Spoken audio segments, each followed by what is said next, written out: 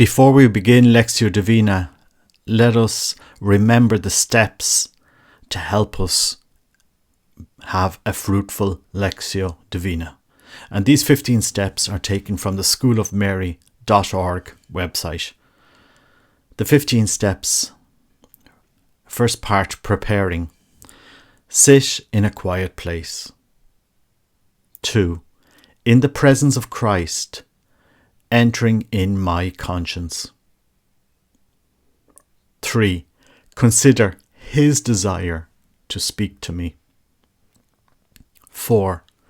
I choose him again as my first priority. 5. I give to him unconditionally. Section 2. Listening. Active phase, seeking understanding. Step 6. In order to understand the text. Then the listening phase, asking for the help of the Holy Spirit. 7. Read in order to discover Christ's will. Step 8. Read until I see only one light. Step 9. Read until the light becomes clear. Step 10. Write down the words from the readings that touched me. And the third part of Lectio Divina, realization. Step 11.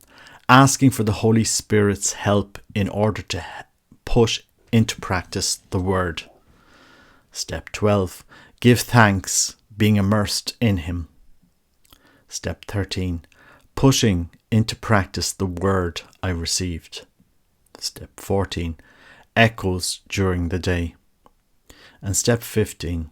In the end of the day, giving thanks.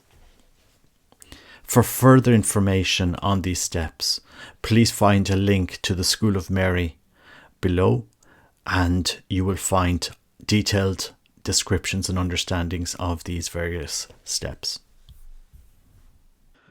A reading from the first book of Kings. Elijah the prophet went out to Sidon, and when he reached the city gate, there was a widow gathering sticks. Addressing her, he said, "Please bring me a little water in a vessel for me to drink." She was setting off to bring it when he called after her. "Please," he said, "bring me a scrap of bread in your hand." "As the Lord, who your God lives," she replied, "I have no baked bread, but only a handful of meal in a jar and a little oil in a jug. I am just gathering a stick or two to go and prepare this for myself and my son to eat, and then we shall die." But Elijah said to her, "Do not be afraid. Go and do as you have said, but first make a little scone of it for me and bring it to me, and then make one for yourself and for your son. For thus the Lord speak, the God of Israel, jar of meal shall not be spent, jug of oil shall not be emptied, before the day when the Lord sends rain on the face of the earth." The woman went and did as Elijah told her, and they ate the food, she, herself, and her son. The jar of meal was not spent, nor the jug of oil emptied, just as the Lord foretold through Elijah. A reading from the letter to the Hebrews. It is not as though Christ had emptied a man-made sanctuary, which was once modelled on the real one, but it was heaven itself, so that he could appear in the actual presence of God on our behalf. And he does not have to offer himself again and again, like the high priest going into the sanctuary year after year with the blood that is not his own, or else he would have to suffer over and over again since the world began. Instead of that, he has made his appearance once and for all, now at the end of the last age, to do away with sin by sacrificing himself. Since men only die once, and after that comes judgment, so Christ too offers himself only once to take the faults of many on himself.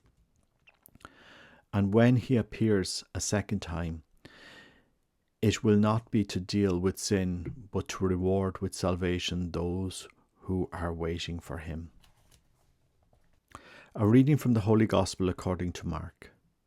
In his teaching, Jesus said, "Beware of the scribes who like to walk about in long roads and to be greeted obsequiously in the market squares, to take the front seats in the synagogues and places of honor at banquets. These are the men who swallow the property of widows while making a show of lengthy prayers. The more severe will be the sentence they receive."